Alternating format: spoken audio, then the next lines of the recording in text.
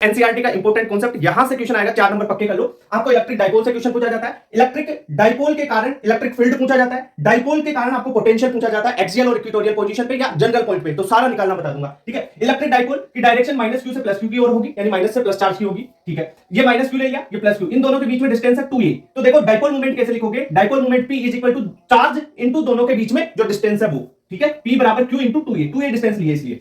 ये देखो equatorial position है, इस जहां पे माइनस क्यू और ये प्लस क्यू है, तो इस चार्ज के इस डाइपोल के रेस्पेक्ट में ये एक्सियल ये इक्वेटोरियल। अब देखो एक्सियल पे इलेक्ट्रिक फील्ड होता है 2kp upon r² minus a²। a है ये डिस्टेंस, देखो a जो डाइपोल की आधी डिस्टेंस है, डाइपोल की कंप्लीट डिस्टेंस है 2a, और ये r क्या है जहां पे अपन निकाल रहे हैं इलेक्ट्रिक फील्ड वो है, तो ये एक्सियल पे आ गया इलेक्ट्रिक फील्ड। पर सर हमने तो ये फॉर्मूला नहीं पढ़ा, अरे ड्राइव करते हैं तब ये निकल के आता है। आपने जो अभी रट रखा है वो स्मॉल डाइपोल के लिए है। अगर देखो डाइपोल स्मॉल होगा, छोटा होगा, तब a बहुत छोटा होगा r से, तो उसके लिए e एक्सियल होता है 2kp अपॉन r³।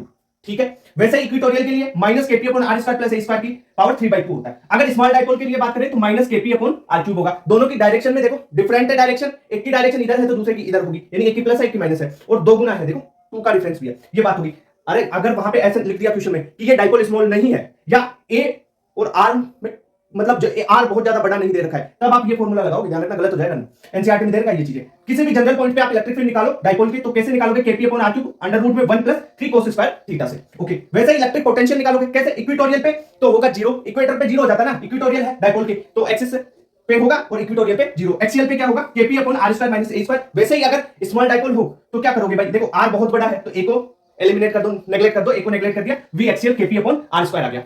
क्लियर बात। किसी जनरल पॉइंट पे वैसे ही आप जैसे यहाँ पे ई नेट निकालो वैसे ही वी नेट निकाल लोगे, क्या kp cos theta upon r² से। तो ये डाइपोल मोमेंट हो गया एक्सियल पे इक्वेटोरियल पे, और पोटेंशियल भी हो गया आपका एक्सियल इक्वेटोरियल और जनरल पॉइंट पे। तो ऐसे ही और कॉन्सेप्ट आपको कौन सा चाहिए कमेंट में बताओ। ठीक है, जो क्वेश्चन शॉर्ट शॉर्ट आएंगे ना वो फिजिक्स के करवा रहा हूं, और बाकी ऑर्गेनिक केमिस्ट्री और केमिस्ट्री की सारी चीजें तो आपको मिल ही रही है। Thank you. एनसीईआरटी फिजिक्स का एक टॉपिक है, इंपॉर्टेंट है, क्वेश्चन आता है इससे। स्टेशनरी वेव है ना स्ट्रिंग में, उसमें आपको फ्रीक्वेंसी वगैरह ये पूछी जाती है, तो किस टाइप से आप इसके क्वेश्चंस को सोल्व करोगे। स्टेशनरी वेव इन स्ट्रिंग, ये स्ट्रिंग है, इसमें स्टेशनरी वेव ये है। ठीक है, अपन बात करें वन, देखो ये फॉर्मूला तो सबको पता होगा, v बराबर लेमडा इंटू एफ। अब यहां से फ्रीक्वेंसी निकालते हैं, v बराबर एफ बराबर v अपॉन लेमडा। अब लेमडा की वैल्यू आपको पुट करनी होती है। ये स्ट्रिंग है, इसकी लेंथ l है, ये वेव बनी। अब वेव का लेमडा तरंग दे रही है कितनी, ये देखो हाफ बन रही है, तो लेमडा/2। ठीक है, तो l बराबर लेमडा/2 करोगे, यहां से आप लेमडा की वैल्यू निकालोगे तो 12 आ जाएगी, और 12 यहां पे पुट कर दोगे, तो v बराबर 12। अब डायरेक्ट याद रखोगे, ये अपने को ऐसे सोल्व नहीं करना। फंडामेंटल फ्रीक्वेंसी या फर्स्ट हार्मोनिक जिसे बोलते हैं वो आ जाएगी v/12। अगर ऐसे ही अपन सेकंड हार्मोनिक के लिए करेंगे तो ये 2v/12। ठीक है, v/l बोल सकते हैं, पर आप 2v/12 याद रखो, बताओ क्यों। देखो v/12 common, v/12 common, v/12 common, तो इनके फ्रीक्वेंसीज का रेशियो अगर देखेंगे अपन first harmonic, second harmonic, third harmonic में, तो 1 2 3 ऐसे आएगा। सेकंड हार्मोनिक की बात कर लिए, ये सेकंड हार्मोनिक, ये है थर्ड हार्मोनिक यानी सेकंड ओवरटोन। ओवरटोन n-1 होता है। यहां पे किसी के लिए सर ये थर्ड के लिए तो आप बताइए, फोर्थ के लिए, फिफ्थ के लिए कैसे निकालेंगे, देखो फॉर्मूला है f nth के लिए nv/12। अगर 10वीं के लिए निकालना चाहिए n की वैल्यू 10 रख दो। ठीक है, हार्मोनिक की 10th हार्मोनिक के लिए पूछे, 11वें हार्मोनिक के लिए पूछे, वेल n की वैल्यू रख दोगे यहां पे। ठीक है, अब nth हार्मोनिक में ओवरटोन कितने होते हैं, देखो फर्स्ट हार्मोनिक है कोई ओवरटोन नहीं है, सेकंड हार्मोनिक में पहला ओवरटोन, थर्ड हार्मोनिक में सेकंड ओवरटोन, फोर्थ हार्मोनिक में थर्ड ओवरटोन, यानी ओवरटोन होगा n-1। अब नोड की बात करें तो नोड होंगे n+1। ओके, और एंटी नोड की बात करें तो एंटी नोड होगा n के बराबर। ठीक है, n की वैल्यू 1 तो एंटी नोड 1, और नोड कितने हो जाएंगे 2। देखो एंटी नोड और ये रहे नोड, दो नोड एक एंटी नोड, ये दो एंटी नोड, 3 आपके नोड यहाँ पे। तो आप इन फॉर्मूलों से आप क्या ओवरटोन नोड एंटी नोड निकाल सकते हो। फंडामेंटल फ्रीक्वेंसी क्या होती है कि f nth minus n f n-1 वाली, यानी एक का डिफरेंस है फंडामेंटल, तो वो कितना होगा v/12 होता है। तो इस टाइप से स्टेशनरी वेव इन स्ट्रिंग के क्वेश्चन आप सोल्व कर लोगे। ध्यान रखना क्वेश्चन आता है, 4 नंबर पक्की करो यहां से। ओपन ऑर्गन पाइप से क्वेश्चन आता है। देखो ओपन ऑर्गन पाइप में फर्स्ट हार्मोनिक, सेकंड हार्मोनिक, इनके लिए फ्रीक्वेंसी का रेशियो या फ्रीक्वेंसी पूछी जाती है, तो आप किस टाइप से क्वेश्चन को सोल्व करोगे। देखो ओपन ऑर्गन पाइप के लिए बात करें तो इसमें ओपन ऑर्गन पाइप में जो एंड पॉइंट है वहां पे ये देखो, यहां पे क्या बनेगा, डिस्प्लेसमेंट का एंटी नोड बनेगा, और ये रहेगा आपका नोड। ठीक है, सबसे पहले फंडामेंटल फ्रीक्वेंसी की बात करें तो फंडामेंटल फ्रीक्वेंसी v/12 होगी, जिसे फर्स्ट हार्मोनिक बोलोगे। सेकंड हार्मोनिक या जिसे फर्स्ट ओवरटोन बोलते हैं, सेकंड हार्मोनिक के लिए 2v/12। देखो मैं ये कैसे लिख रहा हूं, वो सारी चीजें v बराबर n लेमडा है ना, फिर लेमडा की वैल्यू l बराबर लेमडा/2 है ना, और यहां से लेमडा की वैल्यू निकाला 2l और यहां पे पुट कर दिया। ठीक है, इस इक्वेशन में f लेमडा लिख लो है ना, तो इस टाइप से निकालते हैं, तो वो चीजें नहीं बताऊंगा है ना, डायरेक्ट याद रखो। Fundamental frequency v/12, second harmonic हो जाएगी 2v/12, थर्ड हार्मोनिक हो जाएगी 3v/12, यानी कॉमन क्या है, देखो v/12 चल रहा है, V/12 V/12 यानी 1:3 का रेशियो आ रहा है। अगर यहाँ पे क्वेश्चन रेशियो का भी आ जाए F1 ratio F2 ratio F3 तो क्या करोगे 1 रेशियो 2 रेशियो 3 रेशियो ऐसे चलता जाएगा। ओके सर, अब हमें तो सर 10th हार्मोनिक के लिए पूछ लिया जाए और कहीं पे भी पूछ लिया जाए तो फॉर्मूला Fn यानी 10th 11th 12th कहीं पे भी पूछा जाए तो NV/12 करना है। n क्या है? n है जितने हार्मोनिक के लिए बोला जाए। यहाँ पे सर नोड कितनी होगी? जितने हार्मोनिक होंगे उतनी ही नोड होती है। एंटी नोड n+1 बनेगी, याद रखना। और ओवरटोन तो n-1। देखो फंडामेंटल का ओवरटोन नहीं है, सेकंड हार्मोनिक है उसके लिए फर्स्ट ओवरटोन, थर्ड हार्मोनिक के लिए सेकंड ओवरटोन, फोर्थ हार्मोनिक के लिए थर्ड ओवरटोन, फिफ्थ हार्मोनिक के लिए फोर्थ ओवरटोन। ठीक है, यानी ओवरटोन n-1 होता है। ये हो गया। एंड करेक्शन का फॉर्मूला देख लो। एंड करेक्शन बोला जाए क्वेश्चन में तभी करना है। तो इसमें क्या करोगी, जो 12 है ना उसमें 2 ही जोड़ दोगे, यानी Fn बराबर NV/12 + 2। ई की वैल्यू क्या है? 0.6 × r। अब ये r क्या है? यहाँ पे जो r है ना वो ऑर्गन पाइप की रेडियस है। ठीक है, तो इस टाइप से आप ओपन ऑर्गन पाइप के क्वेश्चन कर लोगे। ठीक है, कई बार पूछ लिया जाता है कि ओपन ऑर्गन पाइप का जो मान लो फिफ्थ हार्मोनिक है वो क्लोज ऑर्गन पाइप के किसी सिक्स्थ के साथ में मैच कर रहा है। ठीक है, फ्रीक्वेंसी बराबर है उसकी, तो वहां पे बराबर करके कुछ लैम्डा वगैरह जो भी निकलवाना हो वो आप निकाल सकते हो। ठीक है, क्लियर बात, वेलोसिटी वगैरह। तो यहां से आप क्वेश्चन कर लोगे। क्लोज ऑर्गन पाइप से क्वेश्चन आता ही है। आप 4 नंबर पक्के हो जाएंगे। क्लोज ऑर्गन पाइप, देखो क्लोज ऑर्गन पाइप में एक एंड क्लोज रहेगा और एक एंड ओपन रहेगा। आप ड्राइव भी कर सकते हो, पर देखो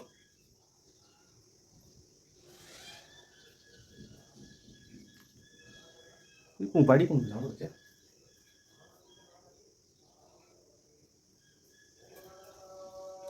क्लोज ऑर्गन पाइप का इक्वेशन आता है कंफर्म नीट में, तो अपन इसका कॉन्सेप्ट समझ लेते हैं, इसके सारे कॉन्सेप्ट को रिवाइज कर लेते हैं।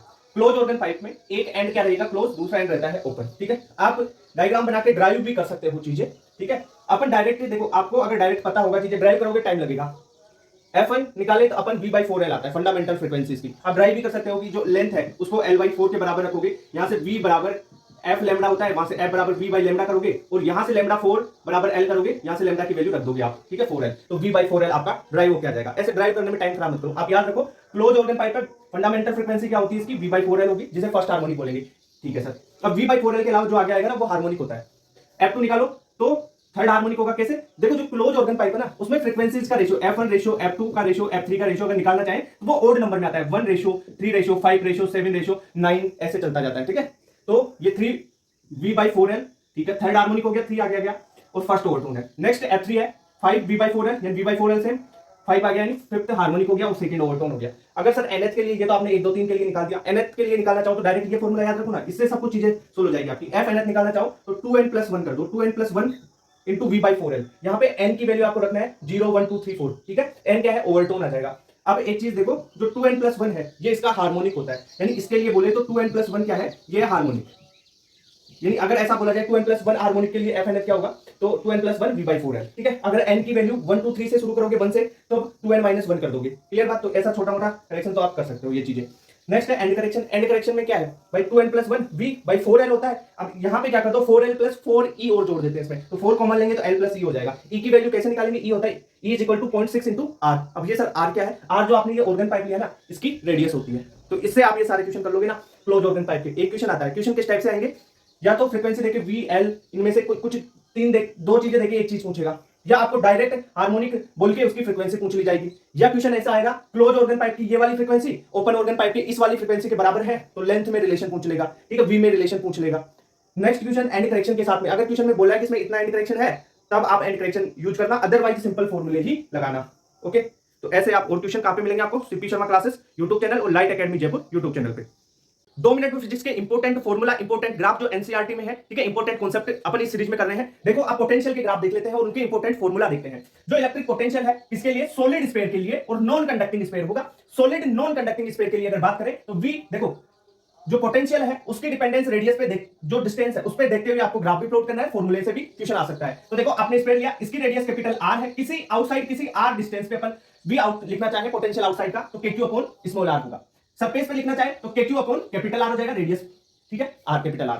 अगर इनसाइड लिखना हो, सबसे इंपॉर्टेंट है, यहां से क्वेश्चन आता है, V इनसाइड क्या होगा? इनसाइड पोटेंशियल क्या होगा? किसी मान लो इस R डिस्टेंस पे पोटेंशियल लिखना है, इस R डिस्टेंस पे इनसाइड लिखना है तो KQ 3r² - स्मॉल r² बटा 2r³। ठीक है, यहां से आप V इनसाइड निकाल सकते हो। सेंटर पे क्या होगा? जो R है वो 0 हो जाएगा सेंटर पे। भाई इस सेंटर पे यहां पे निकाल रहे हो तो R को 0 कर दोगे V इनसाइड वाले फॉर्मूले में, तो V सेंटर भी आ जाएगा आपके पास 3/2 KQ/R। ठीक है, ये फॉर्मूला भी इंपॉर्टेंट है और V इनसाइड वाला तो बहुत ही इंपॉर्टेंट है। इसके लिए ग्राफ पहले पैराबोला फिर रेक्टेंगुलर हाइपरबोला होगा। ठीक है, ये इंपॉर्टेंट है, आपको याद रखना है। ओके, याद क्या रखना, बना भी सकते हो, सारे फॉर्मूले बता दिए उससे। नेक्स्ट है इलेक्ट्रिक पोटेंशियल आपको निकालना है, होलो या सॉलिड, कंडक्टिंग स्फीयर आ जाए, कंडक्टिंग होलो आ जाए, कंडक्टिंग सॉलिड आ जाए, या आपके पास नॉन कंडक्टिंग कौन सा है, होलो स्फीयर आए, तो उसके लिए ग्राफ की बात करते हैं। देखो नॉन कंडक्टिंग होलो स्फीयर या होलो सॉलिड कंडक्टिंग स्फीयर में इलेक्ट्रिक फील्ड इनसाइड क्या होता है, जीरो होता है। इनसाइड में इलेक्ट्रिक फील्ड जीरो, तो जो स्फीयर है उसके इनसाइड में तो कोई वर्क करोगे तो वहां पे तो आपको वर्क करने के लिए एनर्जी की जरूरत ही नहीं होगी, तो वहां पे कोई पोटेंशियल आपका डिफरेंस नहीं आएगा, जितना सरफेस पे है उतना ही सेंटर पे होगा। तो अपन बात कर सकते हैं, देखो यहाँ पे वी सरफेस पे जो ये स्फीयर है कैपिटल आर की रेडियस है, तो वी सरफेस पे KQ by capital R, V inside भी, इनसाइड क्या है, इलेक्ट्रिक फील्ड जीरो है, ई इनसाइड क्या है, जीरो है, तो वर्क करने के लिए कोई एनर्जी की जरूरत नहीं पड़ रही है, तो वी इनसाइड बाई क्या होगा, KQ बाई कैपिटल आर, और वी सेंटर पे भी KQ अपॉन कैपिटल आर ही रहेगा, स्मॉल आर मत कर देना। वी आउटसाइड, अगर बाहर जा रहे हो तो बाहर की इलेक्ट्रिक फील्ड है तो आपको KQ अपॉन स्मॉल आर करना पड़ेगा, यहाँ पे कैपिटल आर नहीं आएगा, ध्यान रखो। तो इनसाइड में तो आपका जो पोटेंशियल है वो फिक्स रहेगा सरफेस तक, ठीक है, इलेक्ट्रिक फील्ड जीरो है भाई इसलिए, और बाद में जो 1/r है उसका वेरिएशन आ जाएगा, ई आउटसाइड क्या हो जाएगा, 1/r का वेरिएशन चलेगा, ठीक है। तो ये ग्राफ हो गया आपके, इंपॉर्टेंट है भाई, ऐसी फिजिक्स की इस सीरीज में मैं क्या करवा रहा हूं, इंपॉर्टेंट कॉन्सेप्ट, इंपॉर्टेंट ग्राफ जहां से क्वेश्चन आ सकते हैं वही करवा रहा हूं, ठीक है। एनसीईआरटी फिजिक्स का इंपॉर्टेंट कॉन्सेप्ट है electric field due to ring और पोटेंशियल ड्यू टू रिंग। देखो दोनों के फॉर्मूले ग्राफ सब कुछ करवा दूंगा। Electric field due to ring के कारण, इस रिंग के कारण, रिंग की रेडियस है कैपिटल आर और इससे एक्स डिस्टेंस पे अगर आपको इलेक्ट्रिक फील्ड पूछा जाए, यहां पे इलेक्ट्रिक फील्ड पूछा जाए तो इलेक्ट्रिक फील्ड होता है KQX upon r² plus x² की पावर 3/2, ठीक है। अगर सेंटर पे निकालोगे, सेंटर पे क्या हो जाएगा, जो x है, x जीरो कर दोगे तो ई सेंटर भी जीरो आ जाएगा, ठीक है। किसी r बहुत दूर, बहुत बड़ी है रिंग, तब इलेक्ट्रिक फील्ड होगा KQX अपॉन r3। अगर जो x है बहुत बड़ा है, यानी ये बहुत दूर, रिंग से बहुत दूर आपको इलेक्ट्रिक फील्ड पूछा जाए, तब इलेक्ट्रिक फील्ड हो जाएगा KQ अपॉन x²। इतनी बात क्लियर। अब इसके लिए ग्राफ भी पूछा जाता है, देखो ये इस टाइप का ग्राफ बनेगा, यहां पे ग्राफ आप इस इक्वेशन से बना भी सकते हैं, ठीक है, ओके। यहां पे अब इक्वेशन से सोल्व करोगे, यार टाइम नहीं है, याद रख लो, ठीक है। तो यहां पे ये मैक्सिमम पॉइंट है, Emax होगा, और एक क्वेश्चन ऐसा भी आता है कि Emax कब होगा, जब x r/√2 हो तब Emax होता है, ठीक है। x बराबर r/√2 पे Emax होता है। आपको पूछ लिया जाए कि Emax कितना होगा, x की वैल्यू r/√2 रख दो और e की वैल्यू निकाल दो, वो Emax आ जाएगा आपके पास, क्लियर बात। वैसे ही पोटेंशियल में देख लो, वही कैपिटल R की रिंग है, इससे x डिस्टेंस, यहां पर पोटेंशियल पूछा जाए तो पोटेंशियल होता है KQ upon r² plus x² की पावर हाफ। देखो दोनों को एक साथ याद रखो, इसमें पावर है 3/2, इसमें पावर है हाफ, इसमें ऊपर x से मल्टीप्लाई, इसमें x से मल्टीप्लाई नहीं है। v सेंटर पे क्या हो जाएगा, इसमें KQ/r, सेंटर पे x जीरो कर दोगे तो यहां पे ऊपर तो x है नहीं, यहां पे इस x को जीरो कर दोगे तो ये KQ/r हो जाएगा, क्लियर बात। इसके लिए ग्राफ v और x में इस टाइप का आता है। ये दोनों ग्राफ और ये फॉर्मूले याद रहेंगे तो एक क्वेश्चन बन जाएगा तुम्हारा, क्लियर बात, ओके, थैंक यू। एनसीईआरटी का इंपॉर्टेंट कॉन्सेप्ट आपको 1 मिनट में समझाता हूं। देखो अब 6-6 10-10 घंटे के लेक्चर मत देखो, कुछ शॉर्ट टाइम के, जैसे 1 मिनट 2 मिनट में आपको कॉन्सेप्ट रिवाइज हो जाए, वो वीडियो देखो। और ऐसे ही वीडियोस में डाल रहा हूं सीपी शर्मा क्लासेस पे। ये देखो आपको कैपेसिटर का कॉन्सेप्ट है, अगर कैपेसिटर आपको कनेक्ट किया जाए सेम पोलैरिटी के साथ में या अपोजिट पोलैरिटी के साथ में, क्वेश्चन क्या आता है, एक तो आपको कॉमन पोटेंशियल पूछा जाता है और दूसरा एनर्जी लॉस पूछा जाता है, ठीक है। तो अगर सेम पोलैरिटी, देखो ये पोलैरिटी प्लस Q है, ये भी प्लस Q है, ये प्लस C1V1 है, ये प्लस C2V2 है, ठीक है, यानी सेम पोलैरिटी से जुड़ा हुआ है, तो कॉमन पोटेंशियल होगा C1V1 plus C2V2 upon C1 plus C2, निकाल लोगे और किसी झंझट में मत पड़ो, डायरेक्ट निकालो। एनर्जी लॉस हाफ C1C2 बटा C1 प्लस C2, अब इसमें क्या करना है, V1 माइनस V2 कर देना है का होल स्क्वायर, क्लियर बात। ये हो गया सेम पोलैरिटी वाले में। अगर डिफरेंट पोलैरिटी हो, अपोजिट पोलैरिटी हो, यानी यहां पे प्लस C1V1 और यहां पे माइनस C1V1, देखो ये अपोजिट पोलैरिटी जुड़ रही है, दोनों की कनेक्ट हो रही है, तब कॉमन पोटेंशियल होगा C1V1 minus C2V2 upon C1 plus C2, और एनर्जी लॉस अगर आप निकालेंगे यहां पे तो half C1C2 upon C1 plus C2 और V1 प्लस V2 का होल स्क्वायर। यहां पे ध्यान रखना, यहां पे माइनस होगा पर यहां पे प्लस रहेगा, ध्यान रखना, और यहां पे प्लस रहेगा और यहां पे माइनस रहेगा। कहीं पे आप उल्टा समझोगे, सेम पोलैरिटी से यहां पे प्लस किया था तो यहां पे भी प्लस करेंगे, नहीं यहां पे माइनस होगा, अपोजिट पोलैरिटी में यहां पे माइनस होगा और V1 प्लस V2 यहां पे प्लस होगा, ये ध्यान रख लेना। प्योर एनसीईआरटी और भाई क्वेश्चन आते हैं इससे, ठीक है, डायरेक्ट कर ले जाओगे, 1 मिनट में क्वेश्चन सोल्व हो जाएगा तुम्हारा। फिजिक्स एनसीईआरटी का एक कॉन्सेप्ट है, ठीक है, इस वीडियो से 3 कॉन्सेप्ट समझोगे, एक क्वेश्चन पक्का आता है यहां से। आपने एक कैपेसिटर लिया, उसमें K डाइलेक्ट्रिक कांस्टेंट का एक स्लेब डाल दिया आपने, डाइलेक्ट्रिक स्लेब डाल दी जिसकी मोटाई T है। अब इसका आपको कैपेसिटेंस पूछा जाए तो कैपेसिटेंस होता है A epsilon not upon D minus T plus T/K। K क्या है, जो भी आपने स्लेब डाला है उसका डाइलेक्ट्रिक कांस्टेंट है, ठीक है। D टोटल दोनों जो आपकी प्लेटें हैं कैपेसिटर की उनके बीच की डिस्टेंस है, वो T मोटाई है जो डाइलेक्ट्रिक स्लेब डाला है उसकी, ओके। ऐसा ही सीरीज कॉम्बिनेशन में पूछ लिया जाए तो सीरीज कॉम्बिनेशन में एरिया सेम रहता है, ठीक है, एरिया सेम रहेगा इस टाइप से, K1 K2 K3 आप डाल दोगे, जिनकी मोटाई है, इसकी K1 की मोटाई T1, K2 की T2 और K3 की मोटाई T3 है, ठीक है। सीक्वेंस निकालोगे epsilon not A upon T1 upon K1 plus T2 upon K2 T3 upon K3 हो जाएगा, ठीक है। T क्या है, जो ये मोटाई है ना इनकी, उसकी बात कर रहा हूं मैं, और K क्या है, डाइलेक्ट्रिक कांस्टेंट है इनका, इन स्लेब्स का, ओके। और K इक्विवेलेंट कैसे निकालोगे सर इनका, D upon K equivalent is equal to T1 upon K1 plus T2 upon K2। Direct formula याद रखो, डिराइव मत करना, याद रहेगा, डायरेक्ट क्वेश्चन सोल्व कर दोगे। ये पैरेलल, ये सीरीज का हो गया। अब देखते हैं पैरेलल का, ये पैरेलल में इस टाइप से जुड़ेंगे, यहां पे पैरेलल में D सेम रहेगा, एरिया अलग अलग रहेगा, तो K1 A1 K2 A2 K3 A3 ये है। K क्या है, K1 K2 K3 क्या है भाई, डाइलेक्ट्रिक कांस्टेंट है ना इन स्लेब्स का, ओके। इसके लिए C इक्विवेलेंट निकालो, कैपेसिटेंस इक्विवेलेंट कैपेसिटेंस, तो epsilon not A1 K1 plus A2 K2 plus A3 upon D, ठीक है। वैसे ही K इक्विवेलेंट निकाल लिया इनका पैरेलल वालों का, तो क्या हो जाएगा A1 K1 plus A2 K2 upon A, ठीक है। तो इन फॉर्मूलों को डायरेक्ट याद रखो, मैं ऐसी सीरीज चला रहा हूं, इसमें जो क्वेश्चन 100% आएगा ही ना पेपर में, वो सारे कॉन्सेप्ट फॉर्मूले आपको ग्राफ वगैरह एनसीईआरटी के वो रिवाइज करवा रहा हूं, ठीक है। तो आप सब्सक्राइब कर लो सीपी शर्मा क्लासेस को, या ज्वाइन भी कर सकते हो आप, ठीक है, केमिस्ट्री फिजिक्स बायो के लिए।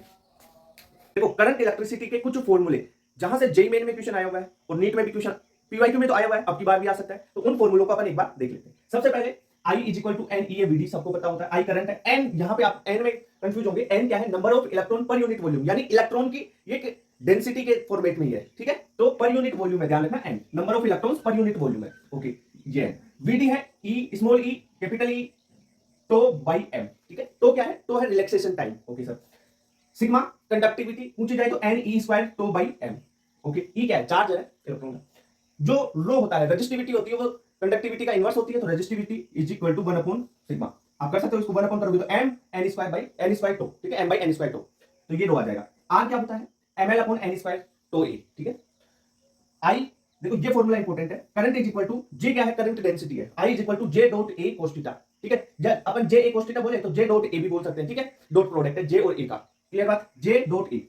मोबिलिटी की बात करें म्यू, तो वीडी बाई ई, मोबिलिटी ना तो वीडी पे डिपेंड करेगी और ना ई पे, मोबिलिटी डिपेंड करती है ई तो बाई एन पे, क्लियर बात, ओके। जे बराबर एन ई वीडी का एक फॉर्मूला ये है, ये भी याद रख लो।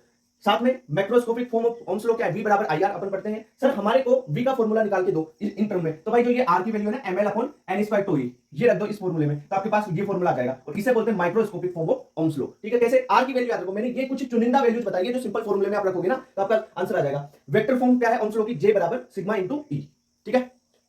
तो ऐसे क्वेश्चन आप कर लोगे।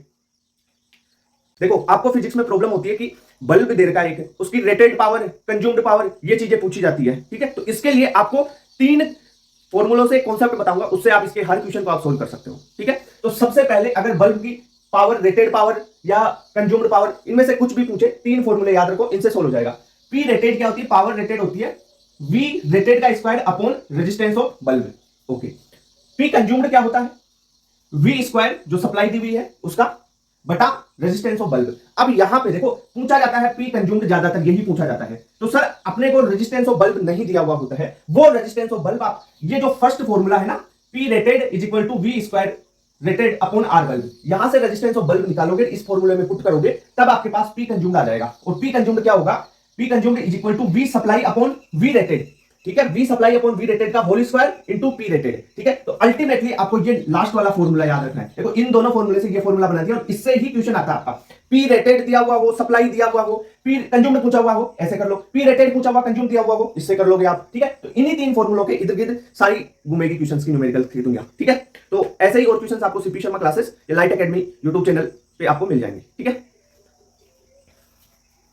1 मिनट में करंट, इलेक्ट्रिसिटी और कैपेसिटर का 2 कॉन्सेप्ट आपको करवाने वाला हूं, जिनसे क्वेश्चन आता ही आता है, प्रीवियस ईयर में भी क्वेश्चन आया हुआ है, जेईई मेंस में जिनसे क्वेश्चन आया हुआ है। 2 कॉन्सेप्ट है, आपको 2 3 4 कितने भी कैपेसिटर दिए हुए हो, ठीक है, और आपको एक कॉमन पोटेंशियल पूछा जाए, तब इस समय आप क्या करोगे, जितना भी चार्ज है क्यू टोटल बराबर 0 कर दोगे, ये तो रहा कॉन्सेप्ट। अब सर इसका फॉर्मूला कैसे निकलेगा, ड्राइव करके निकालते हैं। तो कॉमन पोटेंशियल आपको पूछा जाए तो आप लिखोगे C1 into V1 plus C2V2 plus C3V3, अगर और भी हो C4V4 कर दोगे, बटा C1 plus C2 plus C3 कर दोगे, तो यहां से आपको एक कॉमन पोटेंशियल निकल के आ जाएगा, और ये बहुत बार पूछा हुआ है जेईई मेंस और नीट में।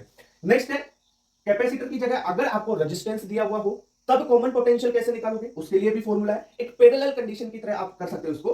Common potential is equal V1 upon R1, V1 upon R1 plus V2 upon R2 plus V3 upon R3 बटा 1 upon R1 plus 1 upon R2 plus 1 upon R3। यहां पे जो स्मॉल r है वो क्या है, रेजिस्टेंस है, ठीक है। तो इस टाइप के क्वेश्चन आते हैं, जेईई मेंस में ये क्वेश्चन आ चुका है, नीट में भी आ चुका है, ठीक है, एनसीईआरटी में भी है, तो आप याद कर लो कॉमन पोटेंशियल कैसे निकालते हैं। बहुत मैग्नेटिक फील्ड में फोर्स वगैरह रेडियस पूछी जाए तो उसके आपको कुछ इंपॉर्टेंट फॉर्मूले, जिनसे जेईई मेंस में क्वेश्चन आए हुए हैं और नीट के पीवाईक्यू से रिलेटेड आए हुए हैं, वो फॉर्मूले बताता हूं। एक क्वेश्चन कंफर्म यहां से फंस जाएगा आपका। पहला है फोर्स, अगर चार्ज, वेलोसिटी और v देके, मैग्नेटिक फोर्स देके आपको फोर्स पूछा जाए, तब क्या फॉर्मूला लगाओगे, force is equal to Q V cross B कर दोगे, ठीक है। अगर करंट दे रखा हो तब फोर्स कैसे निकालोगे, force is equal to I L cross B, जो आई एल है ये करंट एलिमेंट है, वो क्या है, वेक्टर फॉर्म है ये, ठीक है, डायरेक्शन है इसकी, ध्यान रखना। दूसरा लोरेंज फोर्स का फॉर्मूला आता है, लोरेंज फोर्स में आप देखो क्यू वी क्रॉस बी के साथ में क्यू ई को भी जोड़ना है, जो क्यू चार्ज के कारण जो फोर्स आ रहा है, क्यू ई फोर्स, ठीक है, इलेक्ट्रिक फील्ड वाला, उसको भी जोड़ना होता है लोरेंज फोर्स में। तो ये इंपॉर्टेंट है, कई बच्चे लोरेंज फोर्स पूछा जाए क्यू वी क्रॉस बी कर देते हैं, क्यू ई भी साथ में होगा, ठीक है सर। अगर एवरेज पूछ लिया जाए मैग्नेटिक फोर्स का, मैग्नेटिक फोर्स या किसी भी फोर्स का अगर एवरेज निकालते हो ना जनरली आप, तो क्या कर देते हो, क्यू वी बी होता है साइन थीटा बाई 2 बटा थीटा बाई 2 कर देते हो आप, ठीक है। और थीटा यहाँ पे रेडियन में रखना है, ओके। तो Q V B sine theta by 2 upon theta by 2 कर दोगे, ओके। ये कोई चार्ज क्यू है, इस सर्कल में घूम रहा है, सर्कुलर में, वी वेलोसिटी फोर्स अंदर की ओर लग रहा है, तब यहाँ पे आप क्या लग सकते हो, क्या कर सकते हो, देखो वी वेलोसिटी के कारण फोर्स क्या होगा, क्यू वी बी, और सेंट्रीपिटल और सेंट्रीफ्यूगल फोर्स के बारे में जानते हो, centripetal force M V square by R हो जाएगा। तो यहाँ पे आप क्या लगा सकते हो, Q V B is equal to M V square by R, और यहाँ से आर जो है रेडियस है इसकी सर्कल की, तो रेडियस आप निकाल सकते हो, क्वेश्चन आया हुआ है जेई मेंस में इस पे। तो radius M V by Q B, अब एम वी क्या है, एम इंटू वी क्या है भाई, मोमेंटम है, तो मोमेंटम बाई क्यू बी भी कर सकते हो, इससे भी रेडियस आ जाएगी। मोमेंटम को रूट 2 एम के भी लिख सकते हैं, या 2 एम क्यू डेल्टा वी का रूट। अब डेल्टा वी यहाँ पे पोटेंशियल डिफरेंस है, ध्यान रखना, ये डेल्टा वी क्या है, पोटेंशियल डिफरेंस है, यहाँ पे पीडी लिख देता हूं, पोटेंशियल डिफरेंस है ये वाला, ओके।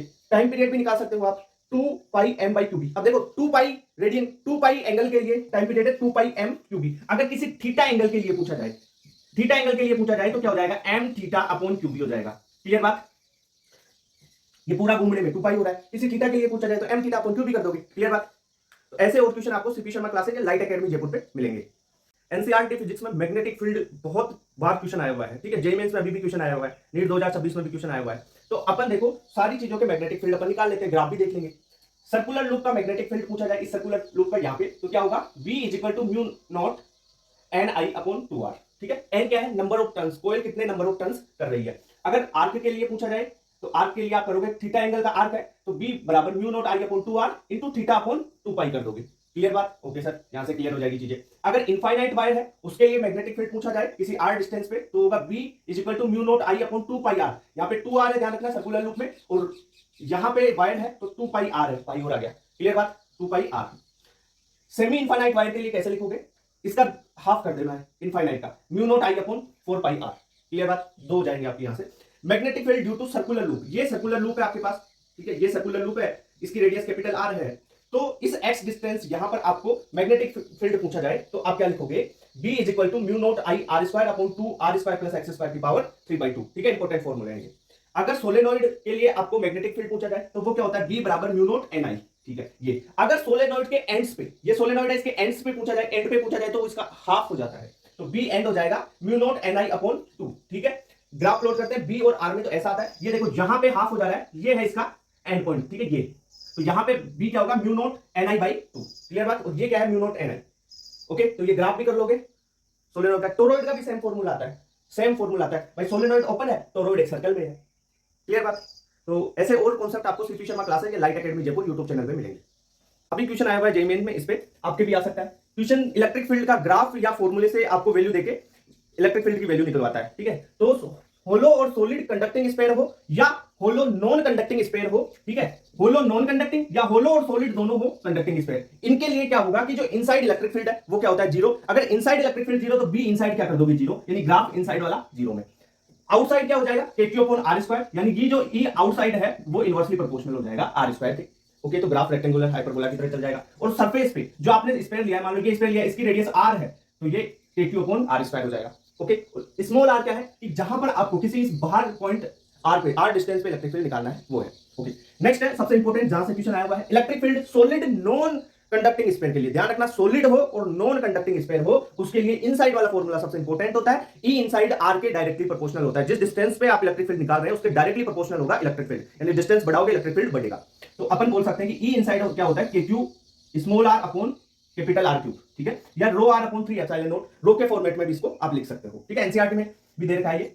सरफेस पे KQ upon capital R square और आउटसाइड क्या होगा, KQ upon small r square, ठीक है, ये बात हो गई। अब देखो जो ये है इलेक्ट्रिक फील्ड और R में आपको ग्राफ प्लॉट करना है, आ जाओ ग्राफ प्लॉट करते हैं। देखो इनसाइड में लीनियर वेरी करता है, डायरेक्टली प्रोपोर्शनल है, तो E इनसाइड, इनसाइड R के डायरेक्टली प्रोपोर्शनल है, और आउटसाइड में E आउटसाइड R के स्क्वायर के इनवर्सली प्रोपोर्शनल है, क्लियर बात। तो इस टाइप से ये ग्राफ हो गए आपके, यहां से क्वेश्चन आया हुआ है, आपको पता होना चाहिए, याद कर लो ये चीजें, है ना, ओके। Thank you. ऐसे ही और कॉन्सेप्ट और क्वेश्चंस आपको कहां मिलेंगे, light academy Jaipur YouTube channel पे और CP Sharma classes YouTube channel पे। एक क्वेश्चन आता है कंस्ट्रक्टिव इंटरफेरेंस और डिस्ट्रक्टिव इंटरफेरेंस से, एक क्वेश्चन 4 नंबर फिक्स है, आप ये कॉन्सेप्ट सीख लो। ये क्वेश्चन है ना, ये कॉन्सेप्ट आपके 2-3 चैप्टर्स में काम आता है, ठीक है। तो कंस्ट्रक्टिव इंटरफेरेंस में अगर आपको एम्पलीट्यूड पूछे तो A मैक्स होता है A1 प्लस A2, या आपको I पूछे, इंटेंसिटी पूछे तो I मैक्स होती है A1 प्लस A2 का होल स्क्वायर, यानी A क्या होता है रूट I, तो यहां पे आप लिख सकते हो root I1 plus root I2 का होल स्क्वायर, ठीक है सर। ये चीज आपको, ये तो सिंपल है, सबको पता होती है। नेक्स्ट यहाँ पे 5 पूछा जाता है, 5 है 2n + 5। अब यहाँ पे n की वैल्यू आप रखो 0 1 2 3 4, ठीक है, ऐसे रखोगे तो n की वैल्यू आप रख सकते हो 0 1 2 3 4, तो 0 रखोगे तो 0 5 की वैल्यू, फिर 2 पाई 4 पाई 6 पाई 8 पाई, इस रेशियो में एंगल चलता रहता है। अब पाथ डिफरेंस क्या होता है? पाथ डिफरेंस होता है n लैम्डा, n की वैल्यू 0 1 2 3 ऐसे रख दोगे तो आपके पास पाथ डिफरेंस आ जाएगा। ओके सर, कैसे? 0 रखोगे तो 0, 1 रखोगे तो लैम्डा, 2 रखोगे तो 2 लैम्डा, 3 रखोगे तो 3 लैम्डा, ठीक है। तो यहाँ पे एंगल और पाथ डिफरेंस निकालना आ गया, यही पूछा जाता है ज्यादातर, या आपको mx एम्पलीट्यूड या इंटेंसिटी पूछेगा। अब आ जाओ डिस्ट्रक्टिव में, कैसे होगा? माइनस होता है डिस्ट्रक्टिव, माइनस, तो a1 - a2 हो जाएगा, a मिनिमम हो जाएगा, i मिनिमम हो जाएगा a1 - a2 का होल स्क्वायर, या √i1 - √i2 का होल स्क्वायर। ये बात होगी। नेक्स्ट देखो, फाई कैसे निकालोगे? इसमें दो तरीके से निकाल सकते हो। अगर n की वैल्यू आप 0 1 2 3 लेना चाहो, 0 से शुरू करना चाहो तो 2n + 1 पाई कर दो। अगर n की वैल्यू 1 2 3 से शुरू करना चाहो, 1 से शुरू करना चाहो तो 2n - 1 पाई कर लो। देखो वैल्यू रखोगे सेम आएगा, रिजल्ट सेम आएगा। यानी फाई की वैल्यू क्या चलती है? पाई, 3 पाई 5 पाई 7 पाई, यानी ओड नंबर में चलती है। जैसे देखो n की वैल्यू 0 रखोगे तो यहाँ पे 0 यानी 1 पाई आ जाएगा, और यहाँ पे n की वैल्यू 1 रखोगे, देखो 1 रखो n की वैल्यू, यानी 2 - 1 बराबर 1 पाई, तो यानी पाई आ गया ना।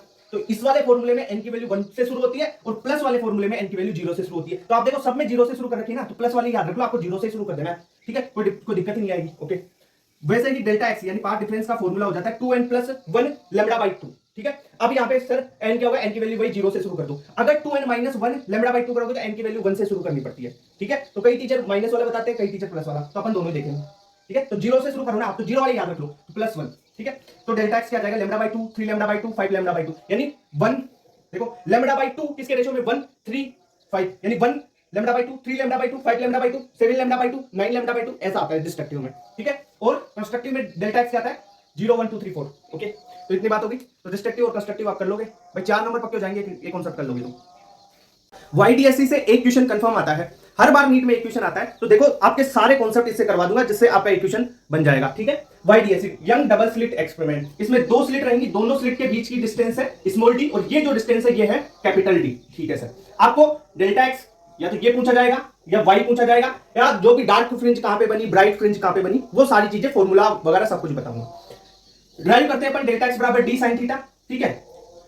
तो आपके पास यहां पे पहला फॉर्मूला आपको क्या याद रखना है? देखो अब आप ड्राइव मत करना, ठीक है। अब याद रखो delta X is equal to D into Y by capital D, ठीक है। ये डेल्टा एक्स का फॉर्मूला, यानी डेल्टा एक्स बराबर D sine theta is equal to D Y upon capital D, ठीक है, ये याद रह जाएगा। अब अपन कंस्ट्रक्टिव इंटरफेरेंस और डिस्ट्रक्टिव इंटरफेरेंस के लिए बात करते हैं। तो इसमें देखो कंस्ट्रक्टिव है तो ब्राइट फ्रिंज बनेगी, डिस्ट्रक्टिव है तो आपकी डार्क फ्रिंज बनेगी, ठीक है। तो कंस्ट्रक्टिव में डेल्टा एक्स क्या होता है? 0 lambda, 2 lambda, 3 lambda, up to n lambda तक, यानी डेल्टा एक्स n लैम्डा होगा। n की वैल्यू 0 1 2 3 4 5 कैसे भी रख सकते हो 0 से लेके, ओके सर। तो यहां पे ब्राइट फ्रिंज की डिस्टेंस क्या होगी? सेंटर ब्राइट फ्रिंज, इस सेंटर से यहां से ब्राइट फ्रिंज की distance y bright fringe is equal to n lambda capital D upon small d। पहला फॉर्मूला याद रखो ब्राइट फ्रिंज के लिए, n की वैल्यू 0 1 2 3 जो बोला जाए ट्यूशन में उस हिसाब से रख लेना। फिर फॉर डिस्ट्रक्टिव इंटरफेरेंस के लिए डेल्टा एक्स क्या होगा? 2n + 1 λ/2। अब यहां पे देखो 2n + 1 है तो n 0 1 2 3 4 रखोगे, 0 से शुरू करोगे n। अगर यहां पे 2n - 1 ले लोगे आप, ठीक है, डेल्टा एक्स की वैल्यू, तो आप n की वैल्यू 1 से स्टार्ट करोगे, ठीक है। ये चीज बता रखी है तुम्हारे को, तो आप कोई सा भी याद रख लो। देखो यहां पे अपन 0 से स्टार्ट करते हैं तो प्लस वाला ही रख लो, ठीक है, या माइनस वाला भी रख सकते हो, कोई दिक्कत नहीं, किसी भी तरीके से आप कर सकते हो ना। माइनस रखोगे तो n की वैल्यू कहां से स्टार्ट करोगे? 1 से स्टार्ट करोगे, ओके। तो डार्क फ्रिंज की जो डिस्टेंस है y डार्क फ्रिंज वो आएगी 2n - 1 lambda capital D upon 2d small d, है ना।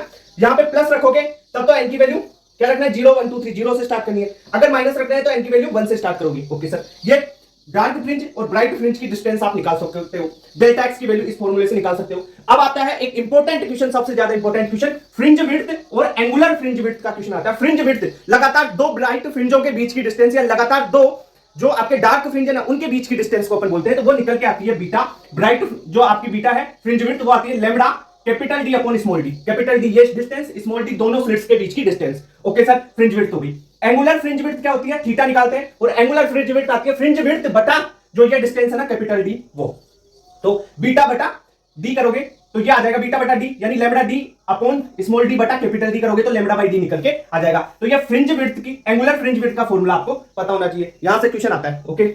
अगर देखो ये तो सिंपल क्वेश्चन को टफर साइड में ले जाएगा ना, टफ, तो वो बोल देगा कि मीडियम डाल दिया मैंने, तो इसमें मीडियम में डाल दिया इसको, और मीडियम है म्यू, ठीक है, रिफ्रैक्टिव इंडेक्स जिसका म्यू रिफ्रैक्टिव इंडेक्स के मीडियम में डाल दिया जाए तो जो लैम्डा होती है ना वो लैम्डा बाई म्यू हो जाती है, ठीक है। लैम्डा मीडियम क्या हो जाएगी? लैम्डा एयर बाई म्यू हो जाएगी, ठीक है। तो हर जिसमें लैम्बडा बाई म्यू कर देना है तुम्हारे को। बीटा पूछा fringe width, lambda by mu, capital D upon small D. देखो इन दोनों को देखो, फ्रिंज विड्थ है, ये मीडियम की है तो इसमें म्यू से डिवाइड और कर दिया, थीटा मीडियम का है म्यू से डिवाइड कर दिया। देखो वाई मीडियम है, ब्राइट फ्रिंज के लिए बोलूं तो देखो म्यू से डिवाइड कर दिया। वैसे डिस्ट्रिक्ट जो डार्क फ्रिंज है उसके लिए भी लैम्बडा को म्यू से डिवाइड कर सकते हो, मीडियम में बात करें तो।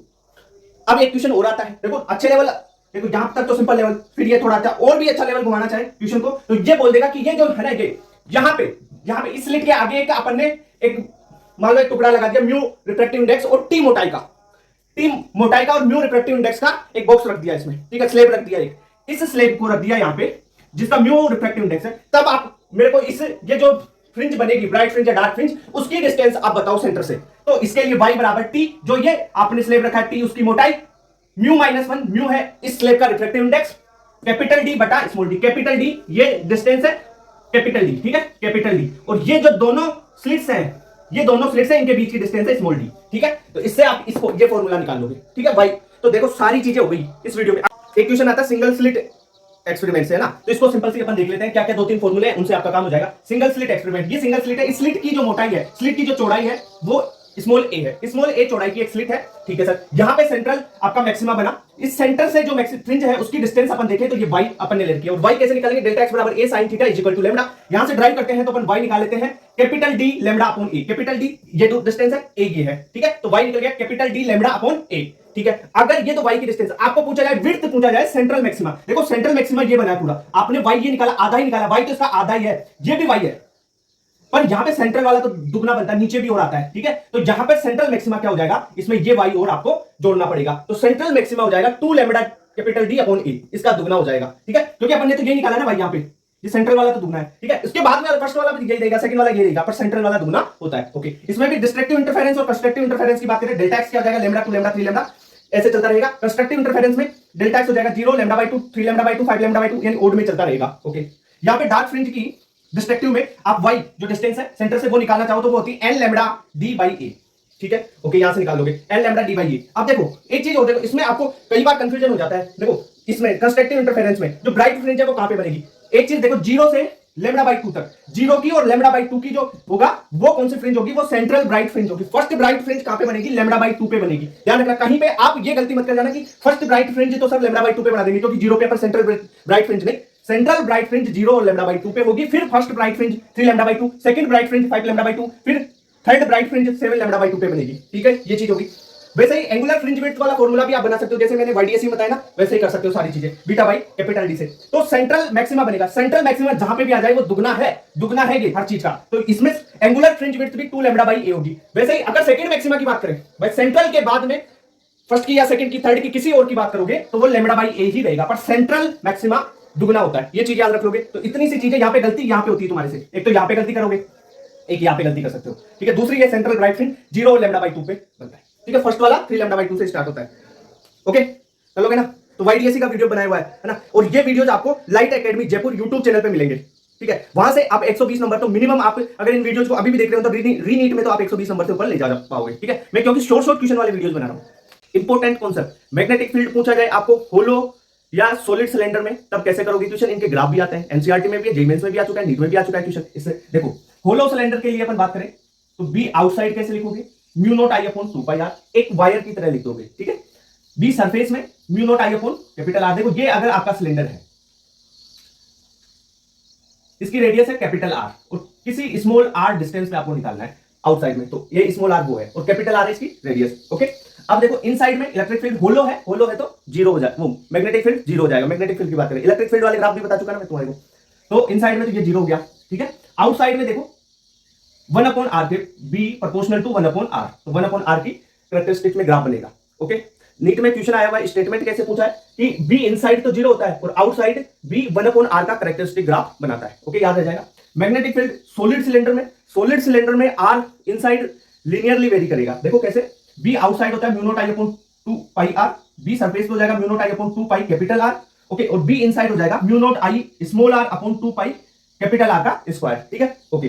तो यहां पे जो ये आर है ये डायरेक्टली प्रोपोर्शनल, यानी इनसाइड में अपन B directly proportional to R होगा, और आउटसाइड ये बाहर का रीजन है, बाहर के ये सरफेस पे आर बराबर आर हो गया, बाहर के रीजन में B inversely proportional to R हो जाता है, ठीक है, या इसे करंट डेंसिटी के फॉर्मेट में एनसीईआरटी में दे रखा है, आप कर सकते हो, क्वेश्चन आ सकता है कि B inside is equal to mu naught J into small R by 2। J क्या है, करंट डेंसिटी है।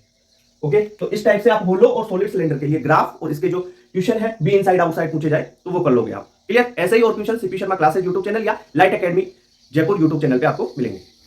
एक बहुत इंपॉर्टेंट क्वेश्चन जो जेईई मेंस में भर भर के आता है, नीट में भी इसके 2-3 बार क्वेश्चन आए हुए हैं, तो इसके दो कॉन्सेप्ट है, ठीक है, दो टाइप के क्वेश्चन आते हैं, वो सारे आपको समझाता हूं उसका कॉन्सेप्ट क्या है। देखो, आपको दो इनफाइनाइट वायर दे रखे हैं, ठीक है, दोनों के बीच का सेपरेशन स्मॉल डी है, एल लेंथ के वायर है, ठीक है। अब आपको इनके बीच में फोर्स पूछा जाए तो कैसे निकालोगे, फोर्स पर यूनिट लेंथ पूछा जाए तब कैसे निकालोगे। तो किसी एक वायर के लिए मैं जैसे इसके लिए बी लिखूं, म्यू नॉट आई बी अपॉन 2 पाई डी हो जाएगा।